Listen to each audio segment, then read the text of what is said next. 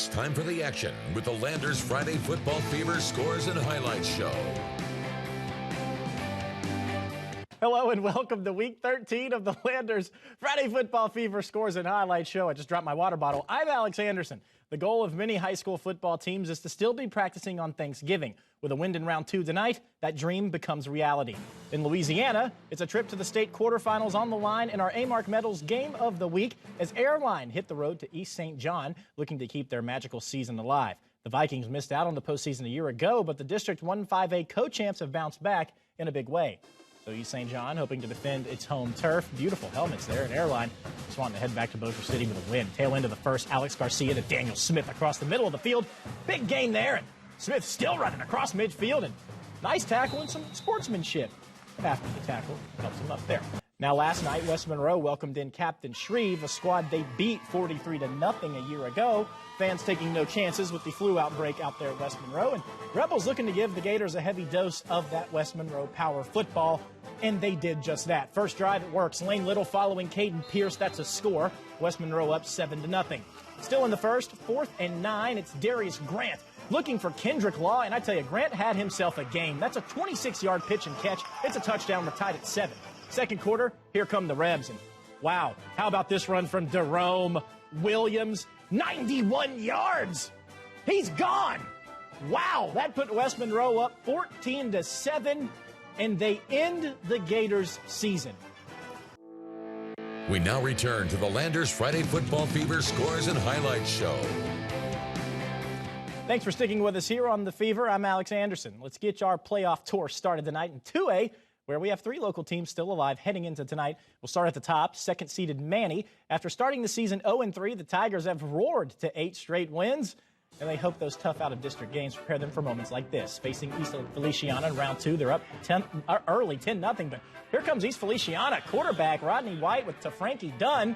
They would score on the next play. Another big pass from Dunn. Looking at Tylen Williams.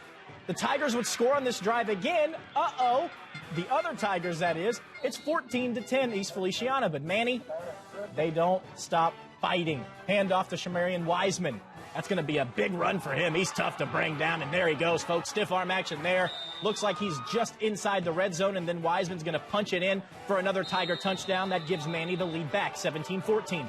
But East Feliciana punched right back. Dunn strikes again. This time to Caleb Anderson. He's got it on his way to the end zone touchdown. Oh, no. 20-17, Manny trails. But I tell you what, these Tigers don't quit. Fourth quarter action. Wiseman again with it. And this is going to be a game-winning touchdown, folks. Tough running. He's in. Manny survives. 24-20 is the final. Now, Manny head coach Jess Curtis never turns down a chance to talk about his team, win or lose. But, hey, we're all smiles tonight, Coach. Your team was very tested in this game. How much did those early season games that you scheduled factor into a game like this? I think it paid off big time. You know, I was just talking, you know, you look around the state tonight and a lot of big dogs went down. A lot of favorites went down tonight. And you get this round of the playoffs and people are fighting to survive. And, you know, that's why you want to play up in those early non-district games. I think it served us well. The kids went in at halftime. They rallied. They didn't buckle. They knew the fourth quarter was our quarter. So let's go to South Louisiana where the road warrior Daniel Brown is standing by. Daniel, what a game for the Vikings. Alex, it really was everything Airline could have hoped for because they said, you know, before this game and talking with a couple players and coaches, they said they wanted to punch East St. John in the mouth. Well, the Wildcats ended up punching themselves in the face with a couple of turnovers there in the fourth quarter that Airline was able to capitalize on. The great story continues, and one of the great stories was Travion Williams picking up that fumble. He almost scored, but I caught up with him, head coach, and Rovell Young at the end of the game to talk about how the Vikings were able to come away with this victory. Man, I picked it up. I was out here running like a turtle, man. I went to the sideline. They talking about I'm running slower than tumbling, man. I was hoping he would get in. He stepped out, they said. So we did a great job, though. So proud of the way our offensive line and running backs, you know, finished it. We had to finish in the red zone and tried some different things early, and then we just decided to run it, and outstanding job of putting it away. But, you know, those two and then the sky kick, getting it back right there. We put it away. It was just an awesome finish. Speaking of Houghton, let's go to Lafayette, where the Bucks were taking on Como. Houghton up 8-7 at half, and we're going to start in the third. It's Keyshawn Davis getting crafty on the sideline. Whoop! Little juke there, and here he goes. How about it? Looking like Clyde Edwards-Helaire at LSU. He's going to score. That extends Houghton's lead 14-7. Now it's Malik Neighbors. Held without a catch in the first half, and that ended quickly in the third. Trey Harris finds him there. That's a first down. And then a play later, Harris on the play action finds Kavias Hunrow. He's got him there.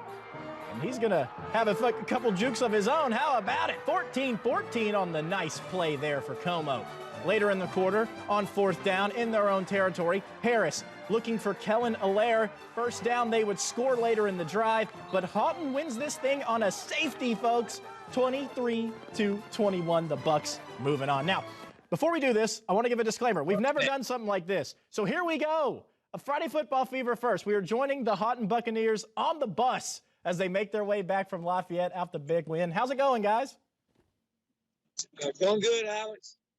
Obviously, you win this game on a safety. We didn't get to see it in the highlights. Tell us what went on there. Had a great punt, killed it down at the 3-yard line with about a minute 30 left, and they threw a pass on first down. We almost got them on first down. They threw a pass again, and Brian Feaster made a big sack in the end zone for a safety to win the game. Man, that's amazing. At first, I got to tell you, the kids must be tired after that battle. That is the quietest bus I think I've ever heard back there. They're quiet because they know we're on the TV. Fair enough. All right, guys, obviously you had a lot of injuries coming down the stretch. To be able to kind of get healthy and get this thing moving in the right direction, I mean, how good does it feel to know you are here in the quarterfinals, a place where you hoped you would be at the beginning of the year? Oh, yeah, that was our, we had a couple of goals. One was to win the district, and we fell a little short on that, but we wanted to be practicing during Thanksgiving. So, to know we're going out next week, practicing, playing during Thanksgiving, one of the last 8 teams left, get to play a home game in the quarters, that's huge for our program. Absolutely. And look, now our former sports director, Tatum Everett, she's a Mandeville alum. You guys are going to play Mandeville at home, so you're going to have to do it for me, man. And we're going to have a little bet going, so I'm going to be trusting you guys to get that win for me next week. We want to do our best. All right, Coach. Hey, thanks for being there. Thanks for coming on the show with us. You'll have some safe travels getting back. Go Bucks, go. I don't hear you guys in the back of the bus, but congratulations, boys. You'll have a safe trip back. There we go. I know that's Sweeney, isn't it? There he is making the face. We had that face on a couple weeks ago. I don't know what it is, but there it is. Come watch us play next week. Oh, yeah, y'all come watch us play. Let's go. Watch us play this Friday. Mandeville. Yeah, but that's going to be a All right, guys. All right. I'll talk to y'all later, man. Thanks a lot. I don't got a voice, but our guys, we talk about feeling strong, never quit, and they did quit tonight. My voice did, but they didn't. But you don't need a voice tonight to celebrate. No, not at all. Not at all. I can dance without words. And I tell you what, I know you're not used to us, but I'm Bob Griffin from Channel 3, and all year long at a high school game, we picked one game, called it Griffin's Game. And then after that game, we then present the winning team with Griffin's game ball as memento. So I'm going to present to your coach now, Griffin's game ball. Congratulations on winning tonight.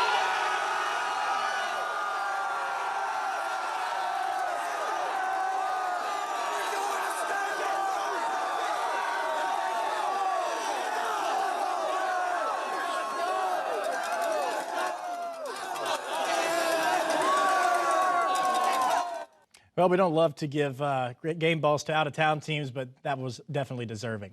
Let's go to Division II now, where we had the potential for an all-Arquitect semifinal, a dream only fulfilled if Loyola and Evangel both win. So we'll start with the Flyers at home again. They're taking on St. Louis, and some awesome pyrotechnics before the game, and an explosive play to start for Loyola. Their first try from scrimmage. Jacob Lafitte avoiding pressure with a whoop! Spin move there. He throws it downfield as he's getting hit. A.J. Taylor with the grab.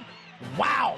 Touchdown, Loyola. That's how you start the game. 7-0. Keeper, again, a little delayed run there, and it's going to work. 19 yards for the score, and Texas High's run comes to an end here. 45-30, Frisco Independence is the winner. A little disappointed. I think our kids just played their tails off all year long. Just really proud of our seniors, what our seniors have done for us, and just they've set the tone for the future. And so just really proud of them and what the season's been for us. Yeah, I mean, no doubt. I mean, you can't have the penalties we had there in certain situations, and so you've got to overcome those things and just keep playing. Let's go to 4A now. Gilmer certainly flexed a little bit in round 1. They took on Fairfield tonight. Could they do it again? Here come the Eagles. Here come the Buckeyes. Let's go. Gilmer ball. Davion Smith. Sweep around the right side. And, yeah, Gilmer just does what they always do, and that's score points. They didn't get the extra point, though, so it's 6-0 after this nice scam. Fairfield with it now. Justin Abram. He's the quarterback for them. The Eagles is going to throw it deep to DeMarcus Haynes. And that's a good throw, and it's a nice catch there. 7-6 Fairfield. Gilmer ball now. Buckeyes starting to take control. How about Darrell Bush? They're already up by 1 score, and Darrell Bush will put them up by 2. Nice running there from Bush. Gilmer looking good. They win big, 56-14. Buckeyes moving on. Let's go to Longview now, where Carlisle and Harleton did a little battle. And here we go. A quick pass for Carlisle. It's Jamie and Turner, but the Wildcats defense says no thanks. There we go. Carlos DeLeon now. Going to take the handoff, a direct snap, and he's just going to run with it. And he's going to make a nice first down gain there before he's tripped up. Now, Carlos again. He's just going to keep running it on his own. The keeper is going to work again, but not at the end because it's a fumble. Harleton on it. A kickoff, so Harleton gets the fumble. They don't do anything with it, so now it's a punt to the Wildcats, and what happens here? Oh, you hate to see that. That's a botched punt there, Ethan Cooner's leg, and it's a recovery. But wait, so maybe there was a flag, there had to be a punt again. The Wildcats take advantage, it's a pass there. Grayson Handlin to Ethan Cooper, touchdown Harleton. Moving on, they win 39-27. A few more scores from the Lone Star State this evening. Carthage, nothing surprising there, they win big. Elysian Field's season comes to an end against Bells, and then we've got Dangerfield winning again. Look out for those Tigers, and Joaquin, also a big winner against Alto. All right, we're going to head back to Louisiana to take a look back at round 2 and preview the quarterfinals. Libertine next. You're watching the Landers Friday Football Fever Scores and Highlights.